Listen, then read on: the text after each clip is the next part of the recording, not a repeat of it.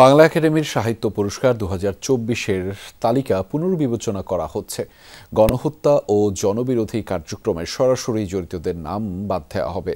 ৩ কার্যদিবসের মধ্যে এই প্রক্রিয়া সম্পন্ন হবে উল্লেখ করে বাংলা একাডেমি মহাপরিচালক জানিয়েছেন, শিগগিরই সংস্কার কার্যক্রম শুরু হবে প্রতিষ্ঠানটিতে। সচিবালয়ে এ নিয়ে সংবাদ সম্মেলনে সংস্কৃতি উপদেষ্টা বলেন, ভুল করে গো ধরে বসে না থেকে সংশোধন জরুরি।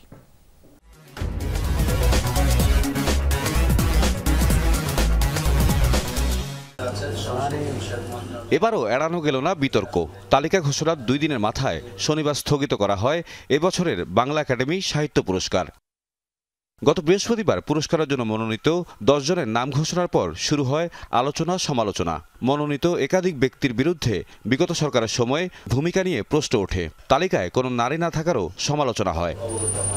রোববার বিকেলে সচিবালয়ে সংবাদ সম্মেলনে বাংলা একাডেমির মহাপরিচালক বলেন, দীর্ঘদিনের পুরাতন পুরস্কার প্রদান পদ্ধতি অনুসরণ করতে গিয়েই ঘটেছে বিপত্তি। 3 কর্মদিবসের মধ্যে পুরস্কারের তালিকা পুনর্বিবেচনার ঘোষণা দেন তিনি। আমরা এই তালিকাটি রিভিউ করব। প্রধানত গত গণহত্যা এবং জনবিরোধী রাজনীতির সঙ্গে যদি কারো সরাসরি সংশ্লিষ্টতার কোনো প্রমাণ পায়, যে অভিযোগ আমাদের সামনে এসেছে, আমরা সেটা একটু খতিয়ে দেখছি, অনুসন্ধান করছি।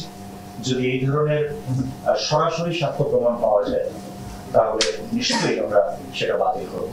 এতদিন ধরে যে প্রক্রিয়ায় বাংলা একাডেমির পুরস্কার দেয়া হচ্ছে তাকে অদ্ভুত ও স্বচ্ছতাহীন মন্তব্য করেন সংস্কৃতি উপদেষ্টা। বলেন, ভুল করে গো ধরে বসে থাকার চেয়ে সংশোধন হওয়া ভালো।